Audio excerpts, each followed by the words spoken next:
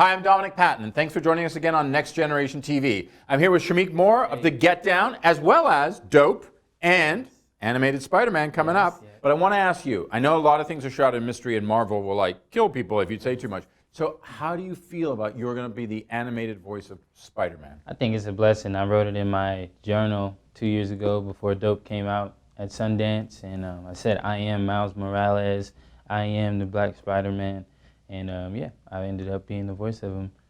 Your Spidey sense obviously works. Yes. So let's talk about The Get Down. So now, we've had 2 installments of season 1. The most recent one debuted in early April on Netflix, and we've now come to the end of that. Things ended badly at the end of, I guess it's fair to call it the first season, parts 1 and 2. Yeah. Give us a sense from your point of view of the character of Shalom Fantastic, and then how we discover this other part of him now known as Curtis, and the life between the man of mystery and music and kung fu, which is awesome, and crime. He grew up, he from his family's dead, so he grew up in warehouses that the government was burning down.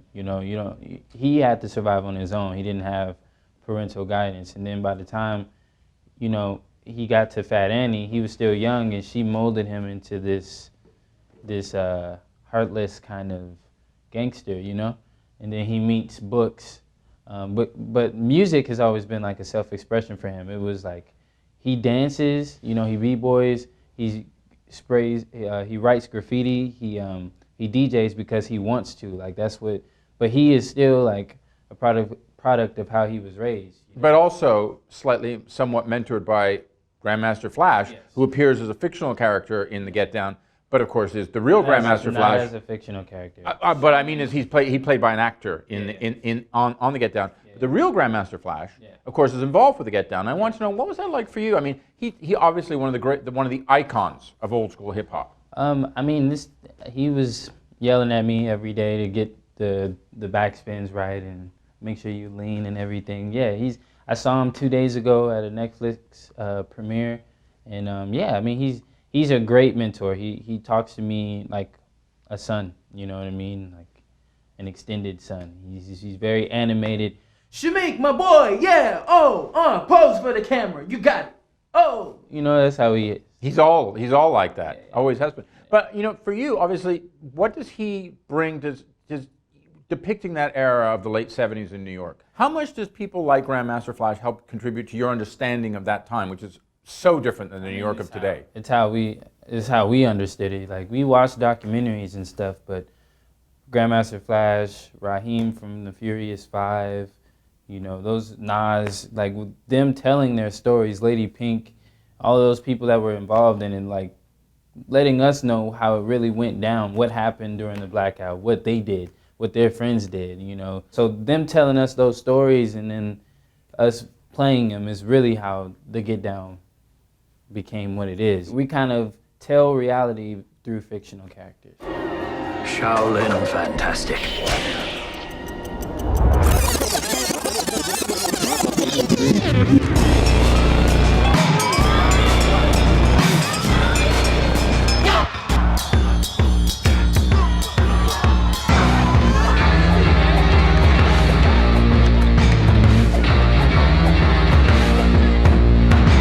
Master my Shaolin style, and you too can reach Olympian heights. There are none who can match him. What is it like for the 4 of you guys? Because over the course of the first season, you become a real group. And then, there's also some betrayal and falling out as well. But how does that process work as an actor? We kind of were all our characters from the beginning. When I was auditioning with Justice, he came downstairs, and he was like, "Hi, I'm Justice," and I was the next in the room, and I didn't like that, so I told him, like, "Stop talking to me, I'm going in the room," But that was very Shaolin of me and very very Ezekiel of him. You get me? So when we got in the room and we were reading together, it was the perfect fit with the lines and how we're talking to each other and where he's coming from and where I'm coming from. It was perfect. And with Ra and Boo Boo, who's Skyline and TJ, they were already like that.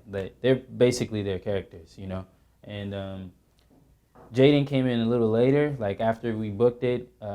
I don't think he had the audition, but I don't know. But he came and it was like, he was dizzy as well. Like how he played it and, you know, how people think he is just, it was perfect for him. So. Obviously, working with Grandmaster Flash and many of the other icons of hip hop, you learn a little bit like that. But of course, you're a musician yourself too. Yeah. So I want to know for you, how has that helped and how has that informed, even though your music might be very different, how has that informed your music from what you've done on the Get Down? It allows the audience to look at me with, from Dope to the Get Down, it allows the audience to be like, yo, who is he? Because these are two different people.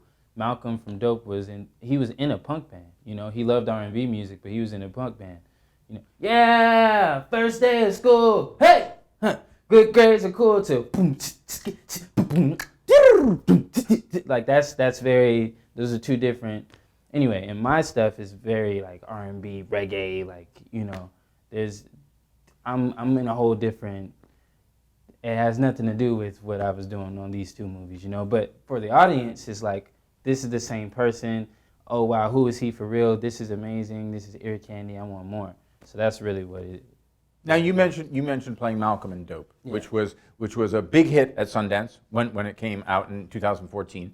You know, that character, which takes place not too far from where we're filming this right now, just in Inglewood, just down the street. Mm-hmm. You know, it was such a remarkable character, Malcolm, because he played against so many stereotypes, mm-hmm, both stereotypes that people have about African American men and young people, but also just ones they have against themselves. I mean, you see this character evolve from the geekish guy he is, very insecure and whatever, to someone who makes some pretty confident moves, mm-hmm, that get him into some pretty nice places towards the end, if we're to imply what that smile means at the very end of the movie. Mm-hmm. What was that character like for you, and how did you see him develop when you were working on Dope? Really, they had it written and everything. It was a whole different process than with the Get Down, where they're writing and they're getting it together as we're filming and painting that story. With Dope, it was just kind of like, this is our script, this is your director. You know, me and Rick really connected, and that's really all I focused on. The only thing I focused on was me, Rick, and my cast, and everything else was just like noise. You know what I mean? It was, I wasn't focused on it. You know, the history of hip hop, while hip hop is so much a part of our culture and so many of our lives are influenced by it in every day, a lot of people don't know the backstories. They maybe know Kool Herc and a couple of things, but they don't know the evolution of the story and the people involved. That's why the Get Down is important. You don't even realize, unless you're told, that you're watching what happened, you know? There was a blackout in Manhattan, and all of the teens that loved hip-hop, or the Get Down at the time, broke into these stores, took turntables, speakers, everything they needed, records. They stole everything, and then the culture of hip-hop really began. You know, there were so many b-boy crews then. There were so many DJ crews now, and there's a collective. There's people battling now, and it became a culture. It's not just three people, three DJs controlling all the parties anymore.